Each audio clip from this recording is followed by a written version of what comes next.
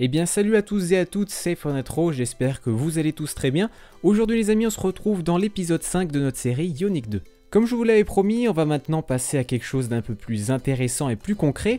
Nous allons apporter l'aspect dynamique à nos données. En effet, depuis le début de notre aventure, nous nous sommes uniquement préoccupés des données dites statiques, c'est-à-dire qui ne bougent pas et qui sont implantées directement dans le code, comme une chaîne de caractères par exemple. Et comme vous l'aurez compris, beaucoup d'applications n'utilisent pas forcément ce système-là, comme par exemple Facebook, Twitter, Discord ou plein d'autres applications Airbnb qui ont un contenu dit dynamique. Ces données varient donc selon plusieurs paramètres, comme le temps, l'utilisateur, etc.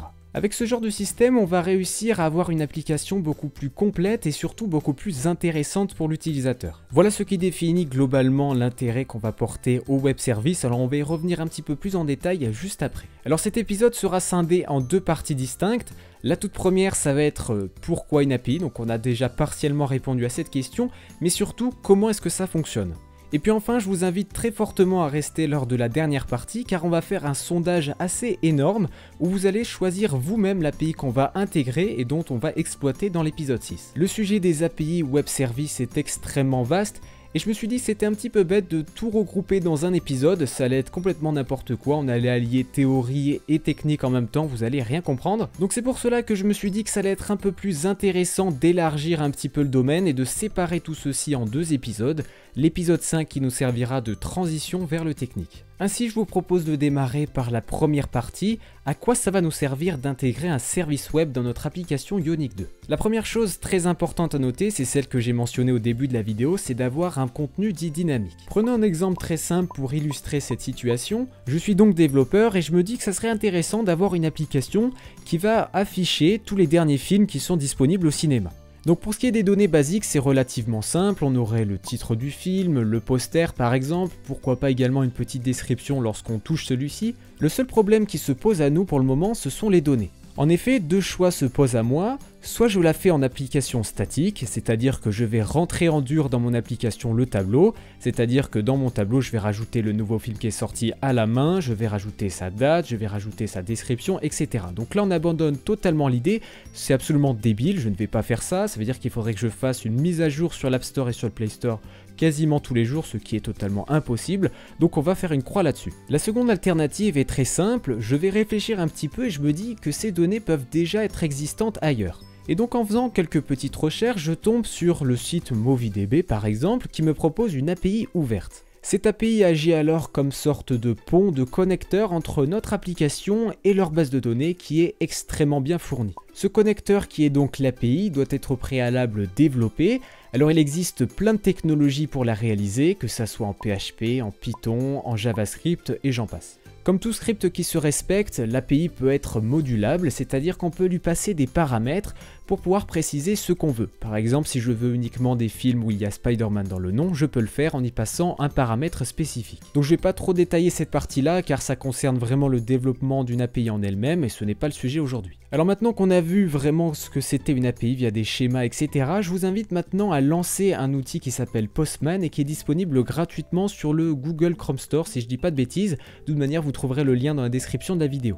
Ce logiciel gratuit nous permet de simuler des requêtes HTTP et donc dans notre cas de voir ce qu'on peut récupérer et surtout de fabriquer notre requête, d'être sûr de ce qu'on veut et ensuite de la créer dans notre application pour pouvoir ensuite interpréter les données. Alors sur ce logiciel, je vais tout d'abord y renseigner mon URL où va être mon API. Si vous êtes en train de vous demander comment est-ce que je vous ai pondu cette adresse URL juste avant, eh bien c'est très simple, vous allez sur Google, vous tapez The MovieDB API et vous tombez sur la documentation officielle qui vous la présente ici. Alors une API est généralement décomposée en trois parties distinctes. La toute première c'est l'URL de base, c'est-à-dire que c'est l'URL de l'API en général. On y retrouve ensuite ce qu'on appelle les endpoints, c'est-à-dire les points de sortie, là où je veux aller récupérer des informations. Par exemple, si je vais dans Account, voilà, ça c'est un endpoint, je vais aller taper dans Account pour avoir directement accès à tout ce que je veux, par exemple ici l'avatar, l'identifiant, le nom, etc. Donc là je vous présente ça très rapidement parce que MovieDB est quelque chose d'assez conséquent, mais rassurez-vous, lors de l'épisode suivant, je vous présenterai une API que vous allez choisir vous-même et on la décortiquera ensemble. Et enfin on y retrouve les paramètres qui vont permettre de customiser la réponse pour avoir ce qu'on souhaite réellement. Dans le cas par exemple où je souhaite rechercher des films, donc c'est le cas du endpoint Search Movie. Je descends ensuite juste en dessous et là j'ai actuellement tous les paramètres, dont 2 qui sont actuellement obligatoires, je suis obligé de les mettre, et puis enfin certains autres qui sont optionnels, comme par exemple si je veux inclure les films pornographiques à ma recherche, je ne suis pas obligé de le faire, donc je peux renseigner une valeur booléenne, true ou false, et également les pages, je peux également y rechercher par région, également le langage dont va être le retour de tout ça, si je veux que ça soit en retour anglais ou en français par exemple. Si on revient maintenant sur Postman, on va pouvoir plus facilement faire le lien avec ce que je vous ai expliqué juste avant. En effet, on y retrouve tout d'abord l'URL de base avec le /3 qui représente la version de l'API. Et puis enfin, on a le endpoint qui se situe ici. Je veux aller rechercher des TV shows, donc c'est-à-dire des séries. Ensuite, on va y préciser tous les paramètres, donc juste après le petit point d'interrogation. Le tout premier que j'ai, c'est la clé d'API. Alors, je ne vais pas trop rentrer dans les détails, mais pour faire simple, c'est l'identifiant du développeur. Cette clé permet d'ajouter des restrictions à l'API, c'est-à-dire que par exemple ici, je ne pourrais pas faire 46 000 requêtes sans arrêt. Je serais limité à un quota, c'est ce qu'on appelle. Alors, ça dépend bien entendu de toutes les API, il en existe des millions. Il y en a certaines où vous avez des clés d'API qui vont certainement servir uniquement de voir le trafic, mais qui ne vont pas vous limiter. D'autres, comme ici, vont vous servir comme quota, donc vous allez être limité. Et d'autres où vous n'allez carrément pas en avoir. Le second paramètre que je précise, c'est donc le langage. Je lui dis que tout ce que je veux récupérer doit être en français. La query, c'est donc le plus important, ce qui va préciser ma requête. Donc là, je suis actuellement en train de rechercher The Flash. Alors si j'ai un %20, c'est pour remplacer l'espace. En fait, je ne peux pas mettre dans une URL tout simplement un espace, hein, je pense que vous le savez. Donc pour cela, je suis obligé de l'encoder, de mettre un %20 qui représente tout simplement l'espace. Hein. Vous remplacez %20 à chaque fois que vous mettez des espaces. Et puis enfin, le dernier paramètre qui s'appelle page. Là, je vais renseigner la page où je vais effectuer mes recherches. Donc c'est pour faire simple, un petit peu comme sur Google, si vous les souhaitez uniquement la première page, la deuxième, la troisième, etc. Bon et bien les amis, maintenant on va envoyer cette requête et on va voir ce qu'on a en retour. Alors là, qu'est-ce que je reçois? Peut-être vous vous posez la question. Eh bien c'est du format JSON. Alors qu'est-ce que c'est le format JSON? Pour faire simple, c'est un format de données compressé qui va me permettre de récupérer les informations dont j'ai besoin en un minimum d'espace. Ainsi, je vais y retrouver la popularité de la série, son nom non traduit, donc The Flash, le nom traduit Flash. J'ai également, pourquoi pas, un petit résumé de la série en français, hein, comme je l'ai précisé dans mes paramètres. Donc si vous voulez voir ça, eh bien je peux changer directement, mettre EN, on va envoyer tout ça et cette fois-ci c'est en anglais. Alors c'est bien beau ce JSON, mais si on en revient maintenant à notre application, nous ce qu'on veut, eh bien c'est d'afficher directement la série The Flash. Hein. Moi ce que je veux, c'est que dès que je tape The Flash, j'ai l'image, j'ai le nom, etc. qui s'affiche dans mon appli. Eh bien en fait ça va être extrêmement simple, je vais exécuter une requête HTTP avec ces paramètres là. Bien sûr les paramètres je pourrais les modifier depuis mon application, par exemple je pourrais taper au clavier une autre série comme par exemple One Piece et ça me fera la recherche avec One Piece, donc on pourra modifier ces paramètres. Bien entendu c'est le but justement d'avoir une API qui soit complètement modulable avec des paramètres. Ensuite, depuis mon téléphone, je vais faire une requête au serveur api.themoviedb.org et je vais récupérer tout ceci. Alors là, vous êtes en train de vous dire, ok, c'est cool, j'ai un fichier où j'ai effectivement toutes mes informations. Cependant, comment est-ce que je vais faire pour les afficher? Donc ça, c'est ce qu'on verra vraiment en détail lors du prochain épisode. Cependant, je vais faire assez simple. Regardez, je vais vous donner un petit conseil. Vous faites un copier-coller de tout ça parce que c'est vrai que c'est pas très lisible.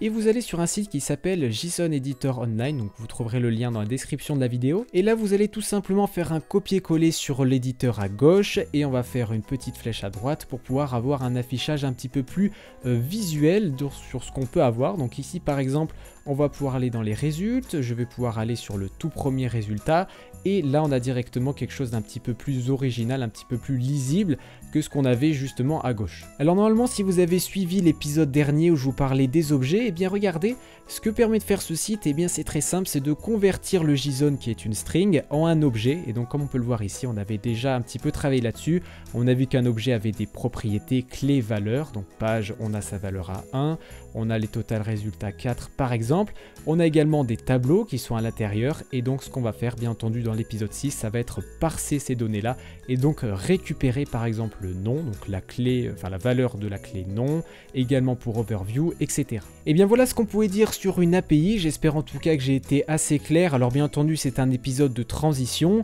Je reviendrai pas forcément là-dessus parce que c'était plus de l'aspect théorique, on parlera plus de l'aspect technique lors du prochain épisode. Cependant, si vous avez 2-3 petits points que vous n'avez pas saisis, n'hésitez pas à me le dire dans les commentaires et je pourrai y revenir dessus sans aucun souci. Voilà ce qui conclut parfaitement la partie 1, je vous invite maintenant à passer à la partie 2. Alors comme on l'a vu, il existe énormément d'API qui sont disponibles gratuitement ou non gratuitement. Et donc ces API sont extrêmement variées, on en retrouve sur le jeu vidéo, par exemple sur Overwatch, sur League of Legends, pour récupérer des informations selon son personnage, son ratio, etc. On y retrouve également sur de la météo, récupérer par exemple, je sais pas, la météo actuelle sur un lieu bien précis, récupérer des informations sur une cartographie, par exemple ce qu'il y a autour de moi, des restaurants, etc. Bref, c'est extrêmement varié. Et donc suite à ça, je me suis dit que c'était complètement con de réaliser l'épisode 6 directement avec tout ce flot de données et surtout en vous imposant une API. C'est-à-dire qu'en faisant l'application donc pour vous présenter, on allait faire sur une API par exemple météo, qui allait être très chiante, je pense que tout le monde n'est pas intéressé sur ce genre de choses, il y en a que plus ça sera sur le jeu vidéo, plus sur les films, etc. Et donc je me suis dit que ça serait intéressant de vous faire participer à tout ça. Pour cela j'ai une idée toute simple et je pense qu'elle va vous plaire, vous vous rendez dans la description de la vidéo, vous cliquez sur le lien que je vous mettrai, vous allez arriver sur cette page-ci où vous aurez une liste de toutes les API gratuites qui sont disponibles actuellement sur le web. Et donc ce que je vous invite à faire les amis, c'est de checker un petit peu tout ça et de voir ce qui peut vous intéresser. Alors vous allez pu voir qu'il y a énormément de choses, il y en a vraiment pour tous les goûts. Donc si par exemple on va dans Music par exemple, et bien voilà, on peut avoir accès directement à Deezer si ça vous intéresse. Vous me le dites dans l'espace commentaire encore une fois, vous me dites voilà j'aimerais bien faire une API sur Deezer, sur Last.fm, sur SoundCloud, etc. On verra ce qu'on peut faire ensemble et puis surtout je pense que ça va être assez intéressant que ça soit vous qui décidez tout simplement le cours qu'on va faire la prochaine fois. Je vous imposerai juste 2 petites restrictions. La première c'est d'avoir une API qui soit disponible pour tout le monde, donc une API totalement gratuite et ouverte à tous, si possible sans clé API, ça serait le top. Et puis enfin dernière chose, profitez de mettre des pouces bleus un maximum sur les commentaires qui vous intéressent le plus. Inutile de reproposer Deezer dans un autre commentaire si quelqu'un l'a déjà proposé, ça permettra de remonter celui-ci et comme ça je le verrai beaucoup plus facilement. Alors bien entendu les amis, n'hésitez pas également à aller checker sur d'autres sites internet comme par exemple Mashape. Ce site propose des API beaucoup plus spécifiques, en l'occurrence ici pour le jeu Hearthstone, on a également du League of Legends, voilà directement ici. Avant de me le proposer, vérifiez bien qu'elle est gratuite et non pas en freemium, c'est préférable qu'il y ait un minimum de développeurs qui ont déjà travaillé dessus, histoire d'avoir une documentation assez solide, et puis enfin qu'elle soit disponible la plupart du temps. Sur ce, c'est déjà la fin de cet épisode, j'espère en tout cas qu'il vous aura plu. N'hésitez pas à me dire dans l'espace commentaire également ce que vous pensez de ce format d'épisode, à savoir de transition. Pour ma part, je compte sur vous pour me dégoter la meilleure API qui soit pour qu'on puisse parfaitement l'utiliser lors de l'épisode 6. C'était iPhone Retro, allez ciao tout le monde.